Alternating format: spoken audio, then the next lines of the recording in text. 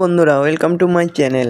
এখন কথা বলবো মোহনবাগানকে নিয়ে আইএসএল কাপের ফাইনাল, যেখানে জয়সূচক গোল করলেন ম্যাকলারেন।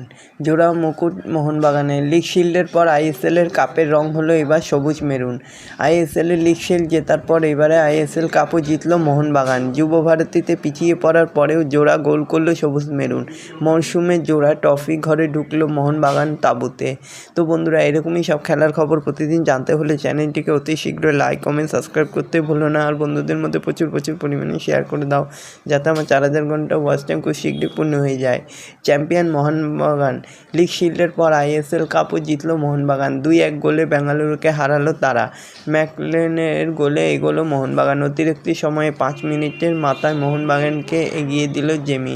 বক্সের মধ্যে বল গড়ানোর সাথেই ম্যাচটাকে জিমি নিজের হাতে করে দিল এবং মোহনবাগানকে এগিয়ে দিল।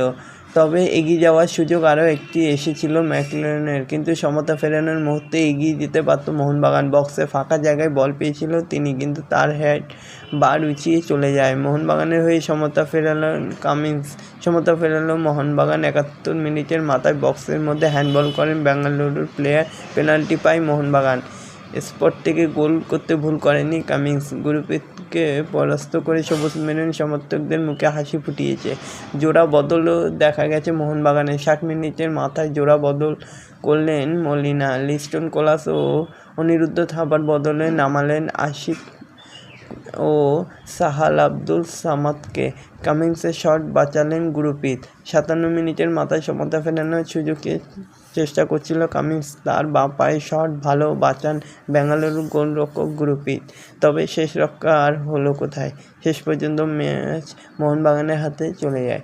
পিছিয়ে পড়ল মোহনবাগান। 41 মিনিটের মাথায় পিছিয়ে পড়েছিল মোহনবাগান। বল বাঁচাতে গিয়ে নিজেদের জালে বল জড়িয়ে দিলেন বাগানের ডিফেন্ডার রদ্রিগেজ। তবে দ্বিতীয়ার্ধের শুরুতে সুযোগ নষ্ট করেছে বেঙ্গালুরু। দ্বিতীয়ার্ধের শুরুতে এগিয়ে যাওয়ার একটা সুযোগ ছিল বেঙ্গালুরু। বক্সের মধ্যে থেকে বেঙ্গালুরু ফুটবলারকে ভালো শট বাঁচান বিশাল, না হলে 1-0 এগিয়ে যেত বেঙ্গালুরু। প্রথমার্ধের শেষে গোলশূন্য অবস্থায় বিরতিতে দেখা গেল দুই দলকে। তবে গোটা প্রথমার্ধ জুড়ে আক্রমণাত্মক দেখা গেল বেঙ্গালুরুকে। তবে হাড্ডাহাড্ডি লড়াই হয়েছিল বলতেই হয় হাফে, কারণ কেউ কাউকে 1 ইঞ্চি মাটি জমি ছাড়তে যেন নারাজ ছিল।